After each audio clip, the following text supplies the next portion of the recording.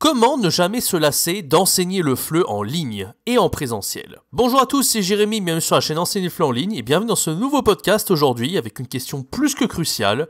Comment rester motivé malgré des baisses de motivation? Comment garder la tête haute, garder la flamme d'enseigner le FLE et atteindre ses objectifs? C'est la réponse à laquelle, c'est la question plutôt à laquelle on va essayer de répondre dans ce podcast. Restez bien jusqu'à la fin pour découvrir conseils et astuces pour remédier à ce problème.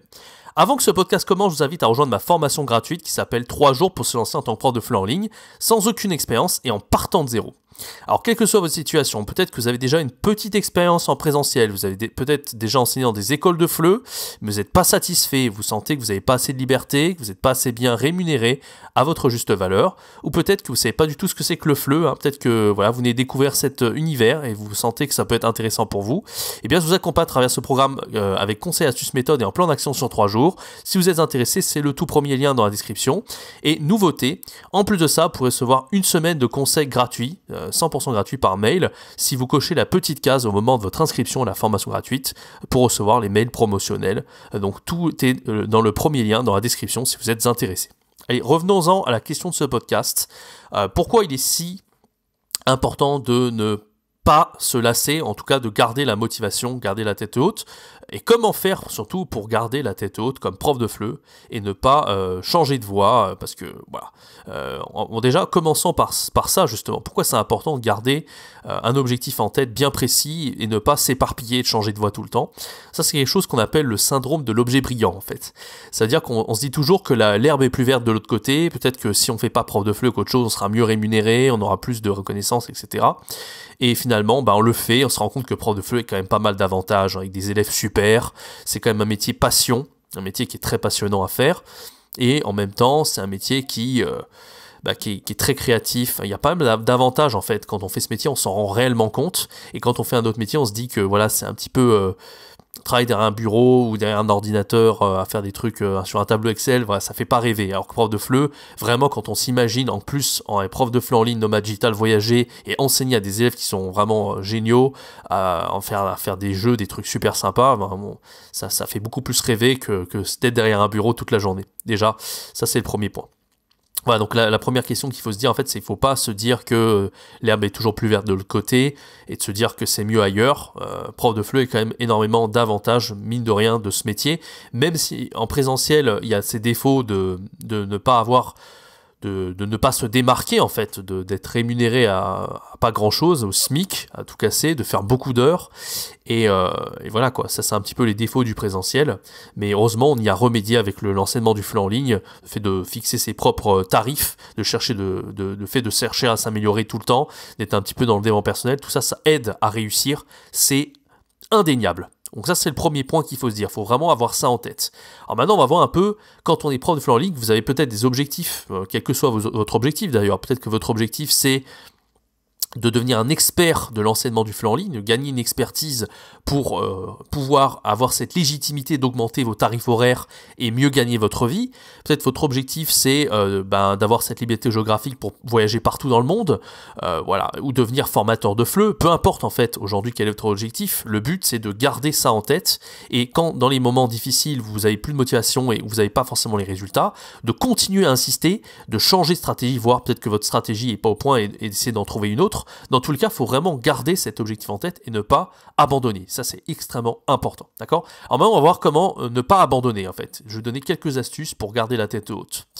Déjà, moi, j'ai une obsession personnelle qui est présente depuis 2015, depuis que j'ai enseigné le FLE, parce que j'ai commencé à enseigner le FLE en fait en fin 2015 quand j'étais en Allemagne, et depuis ce temps-là, mon obsession en fait m'a toujours donné envie de continuer dans le FLE. Il y a des moments où j'étais plus ou moins motivé par ce métier, mais ça m'a toujours fait continuer, et aujourd'hui je suis extrêmement heureux de faire ce que je fais et d'être prof de FLE en ligne et même de vous proposer toutes ces formations que je vous ai proposées pour vous aider à vous améliorer comme prof de FLE.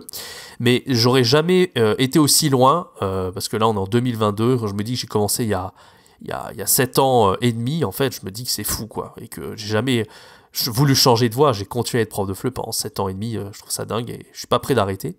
En fait, ce qui m'a aidé à garder la tête haute, rester passionné de cette discipline, et justement c'est ce que je vous incite à faire si vous voulez continuer à rester motivé, c'est d'être obsédé par une chose, et cette chose-là c'est de vous éclater en tant que prof. Parce que si vous éclatez en tant que prof, vous allez, les élèves vont le voir en fait. Ils vont être aussi passionnés que vous.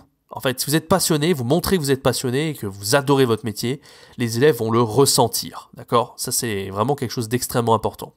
Et donc, pour s'éclater, il n'y a pas 36 possibilités.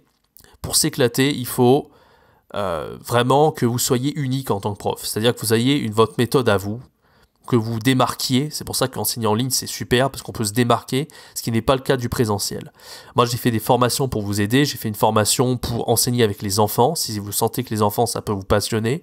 Pour enseigner avec la chanson, comment faire des cours de FLE 100% avec la chanson.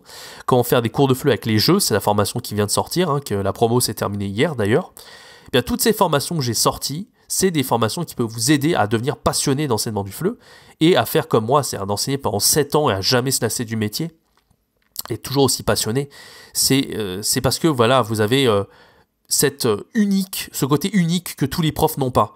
Cherchez sur internet, vous verrez pas des profs de FLE qui vous disent, qui proposent en ligne d'enseigner à leurs apprenants par le biais de la chanson ou des jeux et qui ont vraiment une méthode léchée pour ça. Il n'y a personne en fait qui propose ça. Et déjà, ça va vous aider à vous démarquer, mais en plus de ça, vous allez toujours être passionné parce que vous allez avoir une méthode qui va vraiment vous plaire, qui va vous correspondre. Vous allez être passionné ça. Si aujourd'hui vous adorez la musique, la chanson, si vous adorez jouer à des jeux, vous allez tous les jours enseigner avec ça et jamais vous allez être lassé de votre métier en fait. Par contre, si vous faites un petit peu tout, vous n'aimez pas la grammaire par exemple, vous faites tout le temps de la grammaire à tous les cours, il y a des chances qu'à un moment donné, même si vous y prenez goût au départ, même si de base vous n'êtes pas... Voilà, la grammaire, c'est jamais trop passionnant. Si vous faites de la grammaire théorique à tous les cours et tout, et que ça dure longtemps, peut-être que vous allez être lassé beaucoup plus vite que prévu. Donc moi, le meilleur conseil que je puisse vous donner, c'est vraiment de voir en fait qu'est-ce que vous aimez faire, de vous spécialiser là-dedans, et de créer une méthode adaptée à ça. Alors, vous n'êtes pas obligé de suivre mes méthodes à moi. Mes méthodes à moi, c'est des méthodes que j'utilise depuis 7 ans, la chanson et ce que je vous ai dit là avec les jeux. C'est quelque chose que j'ai eu l'occasion d'expérimenter. D'accord ? Vous pouvez choisir n'importe quelle spécialité, hein, à partir du moment où c'est quelque chose qui vous passionne. En fait, le plus important, c'est de bien vous connaître et de vous spécialiser dans le domaine que je viens de vous citer. D'accord ?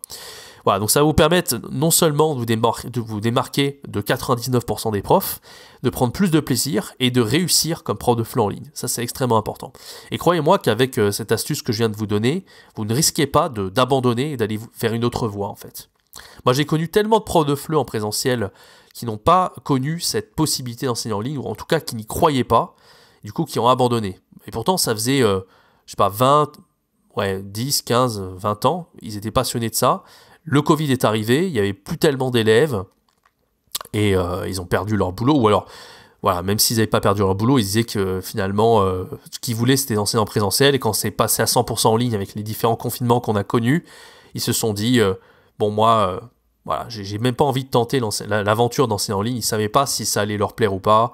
Ils ne savaient pas qu'il y avait cette possibilité aussi de se démarquer, etc. Donc finalement, ils ont arrêté. Et aujourd'hui, ils font autre chose.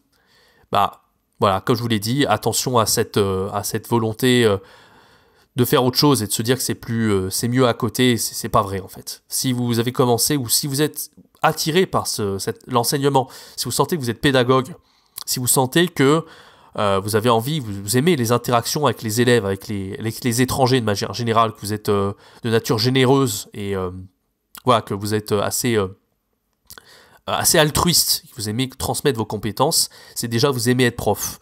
La langue française, vous n'êtes pas obligé d'être passionné. En fait, moi je pense que pour aimer ce métier, il faut avant tout avoir un attrait pour tout ce qui est langue. En fait, parce que moi de base, la langue française, c'est pas du tout quelque chose qui me passionnait. Moi j'aimais les langues étrangères, d'accord, et finalement j'ai adoré être prof de FLE, alors que de base le français c'était pas mon truc. Enfin, j'étais pas passionné de langue française. Et aujourd'hui, je suis prof de FLE. Donc comme quoi, voilà, si vous avez un attrait pour tout ce qui est langue, pour tout ce qui est culture, différentes cultures, le voyage, tout ça, je pense que prof de FLE, ça peut largement vous correspondre. Mais en tout cas, c'est vrai qu'il faut aimer être prof et transmettre ses compétences et être de nature assez patiente et généreuse. Ça, c'est clair et net, d'accord ? Bref, on s'est un petit peu écarté du sujet. Le sujet, c'était voilà comment garder la tête haute. Je vous ai donné un petit peu l'astuce la plus importante que je répète, c'est pour vraiment continuer à être motivé, il faut vraiment se trouver une spécialité et il faut enseigner vraiment quelque chose qui vous plaît. Moi, ça a été la chanson et les jeux. Vous, ça peut être n'importe quoi.